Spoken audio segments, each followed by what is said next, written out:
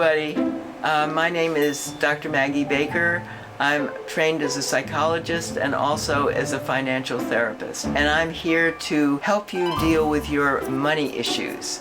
Everybody has money issues. It's whether you are aware of them or not. And there is help enjoying the money you have and not worrying about the money that you don't have. There was a researcher who decided that because they ran into so much resistance about people not wanting to save for retirement, that they developed a video. They could take a picture of a person and then age that person. So that if the person was 50, they'd say, okay, this is what you're going to look like when you're 80. And they did have the technology to do that.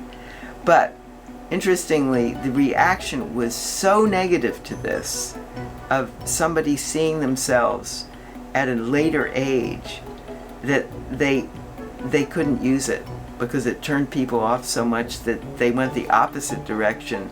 Rather than being kind of shaken into, maybe it's a good idea I save, it's like, oh, I'm going to be immortal. I'm never going to be like that. Everybody worries about retirement.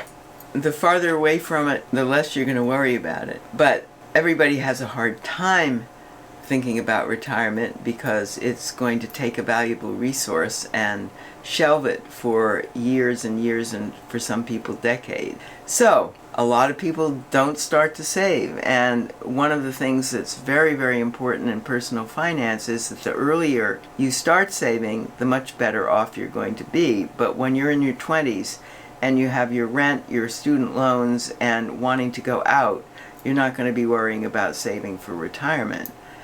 Typically, anyway. So many people, again, just want to procrastinate this idea, because who likes getting older and who likes having to save money for a time that might never come to you? And the important thing is that it will come and you will get older, but you have all kinds of distractions, so you don't have to really think about that.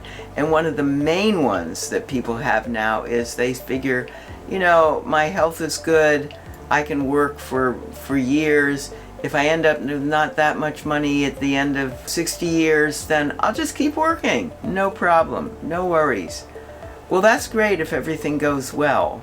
And you just don't know whether things are going to go that well. And it's very, very, very difficult, because if you do that and you end up at 60 and you have, say, $200,000 saved for the rest of your life and you're going to live until 95, I don't know what kind of quality of life you're going to have. Now, if you're a high wage earner, you may have a pretty good Social Security package awaiting you. You may have inheritances. You may have windfalls, who knows? But you don't know. And if you like to live with that level of risk, be my guest. But I've talked to people who figured that they could do exactly that. They just keep working, but unfortunately they get sick, something happens so that they really can't do that. And then they're in a horrible position to either have to rely on their kids or have to scale down their quality of life or their living circumstances to something that they wouldn't even in a million years have had anticipated that would happen to them. And unfortunately, since the rate of savings in this country is so low, there are going to be many more people who are going to end up in that position. And all I can say is, if you're going to live that way, that's your choice, but I would work on learning how to be very resilient, because that's what it's going to take, especially as you get older and you don't have the kind of energy that you used to have when you were 30. How do you want people to remember you once you've passed? Now, most people don't like, when they get their health directives, nobody wants to fill that out either. And nobody wants to think about this, really.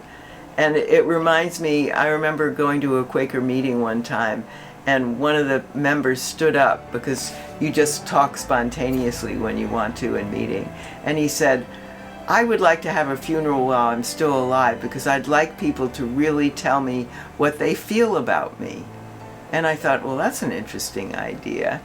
And what developed from that is an exercise that people can do to think, well, what would you want people to say with you about you at your funeral? And think about what things are important to you.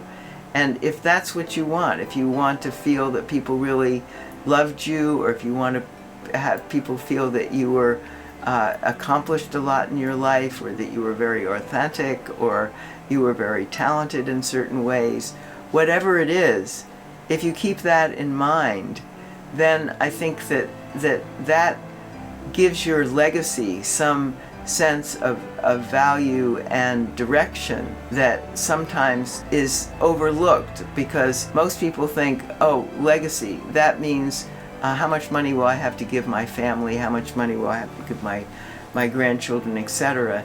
And I don't think you can measure a legacy in money. I think the more important thing is what you as a person are leaving to those people, and what you value, and getting across to them the things that you value, so they, in turn, when you aren't there physically, spiritually, they can remember those aspects of you that you want remembered.